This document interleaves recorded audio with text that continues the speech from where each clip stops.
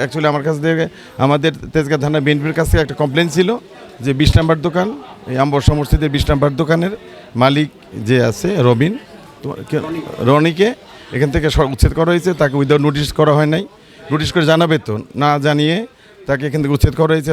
দোকানে তালা দেওয়া হয়েছে, তার দোকানের গ্যাস লাইন ইলেকট্রিক লাইন যা যা ছিল সব ডিসকানেক্ট করা হয়েছে এবং তাকে তালা দেওয়া হয়েছে। তালা দেওয়ার পরে তার ভাড়া যেটা আমরা এখন শুনতে পেলাম 400% বাড়ানো হয়েছে বাজার দর নর্মালি যে দোকানগুলোর তুলনায়।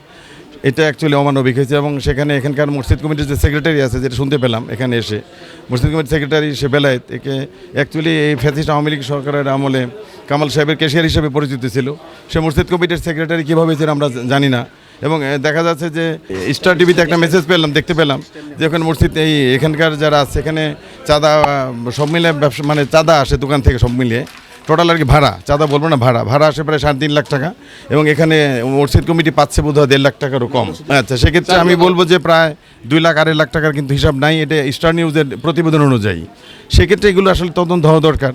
তবে আমার সবচেয়ে বড় একটা জিজ্ঞাসা যে আওয়ামী লীগের আমলের লোকজন যারা ছিল ফ্যাসিস্ট আমলের যারা নাকি এখানে লুটতরাজ করছে কারণ বাজারে, স্পেশালি বেলায়েতের মতো ফ্যাসিস্ট চাঁদাবাজ সন্ত্রাসী, ও এখানে কীভাবে সাহস পায় এই দোকানে তালা দেওয়ার জন্য, এটা আমি প্রশাসনের কাছে, প্রশাসনের লোকজন আছে আমাদের, এসআই সাহেব আছেন, এসআই আপনার নাম কি ভাইয়া?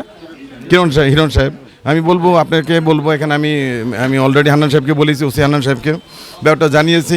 এ ব্যাপারে একটা সুষ্ঠু তদন্ত করে বেলায়েতের মতো লোকজনদেরকে ফ্যাসিস্ট যারা আমলে যারা নাকি চাঁদাবাজি করেছে কোটি কোটি টাকার মালিক হয়েছে, ও কী ছিল এখন কী হয়েছে আমরা এগুলো কম বেশি সব জানি। ওকে দ্রুত আইনের আওতায় এনে ওর বিচার আমরা দাবি করতেছি।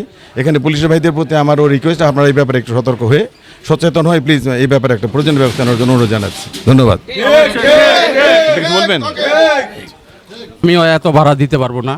হ্যাঁ, তো ওনাদের কাছে আমি নোটিশ চাইছি যে কেন আমাকে বন্ধ করবেন, কি কারণ। হ্যাঁ, কোনো নোটিশ না দিয়ে আমার বিনা কারণে বন্ধ করে দিল। 400-500% উপরে অ্যাডভান্স চাইছে 10 লাখ টাকা। তারপরে মানে আমরা বলছি যে আমরা তো এটা পারবো না। হ্যাঁ, অন্যান্য দোকান ভাড়া এর সামনে একটা বাড়াইছে 4,000 টাকা। হ্যাঁ, কিন্তু আমার উপরেই এরকম। আমারটা প্রায় আপনার 34,000 টাকার মতো অ্যাডভান্স। আমার কাছে এখন 8 লাখ টাকা বেশি যাচ্ছে। ওদের কাছে অ্যাডভান্স নেওয়া হয়নি, আমি বলতে পারি না। মানে সম্ভবত এই দোকানদার অনেক বছর ধরে চাইতেছে আমার দোকানটা নেওয়ার জন্য। সামনের দোকানদার হক বেকারি মালিক জহির, হ্যাঁ, উনি মসজিদ কমিটির সদস্য, তো উনি চাইতেছে অনেক বছর ধরে দোকানটা নেওয়ার জন্য। তো হইতে পারে এই কারণে জহির সাহেব আর হচ্ছে গিয়ে আওয়ামী লীগ। জি, এই যে এটা দোকান না, উনি হজে গেছে। হ্যাঁ, আর হচ্ছে বেলায়েত সাহেব যদি না বলতো তাহলে তার বন্ধ হইতো না। সেক্রেটারি